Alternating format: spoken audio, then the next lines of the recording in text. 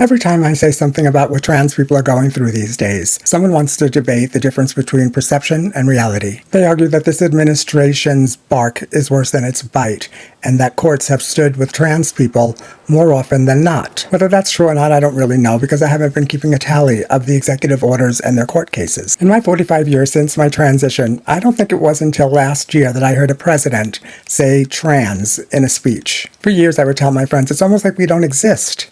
Now, of course, for the last year or so, we hear the word trans every day, multiple times a day. During this last year, I can't even remember a time. I can't think of one specific time that somebody said something nice about trans people. Doesn't it seem like almost every day another person's getting on the bandwagon and saying, oh no, trans women can't play sports with genetic women? I understand that their argument really isn't about sports, but I'm so sick of talking about sports. The impacts of all this negative talk about trans people may not be measurable as of yet, but soon it will be, and it certainly has damaged the perception of trans people about themselves and other people's perception of us. It's impossible to shield yourself completely from all this negative rhetoric. The reality is that they've been very effective at changing the perception of trans people to the vast majority of people. I don't know how many cases we've won or lost in court regarding our rights, but what I do know is whether we win or lose, this administration is showing that this time they're being very strategic about what they're doing. Every time they lose a challenge to the executive orders that he's made,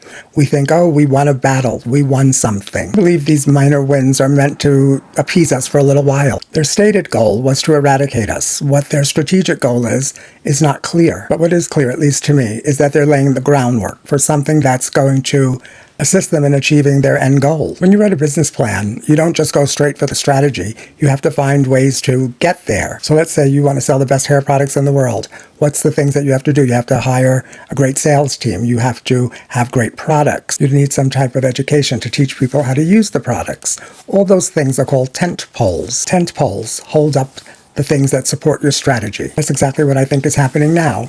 They're laying down the poles, the tent poles, that are going to support the strategy so that when they're ready to roll it out, everything's in place to just do it. It's easy to look at each fight as an individual separate thing and then cheer when you win and sob when you lose. But the truth is if you step back and look at the whole thing as a strategy, you get a better idea of what's going on. For all intents and purposes, the perception is reality.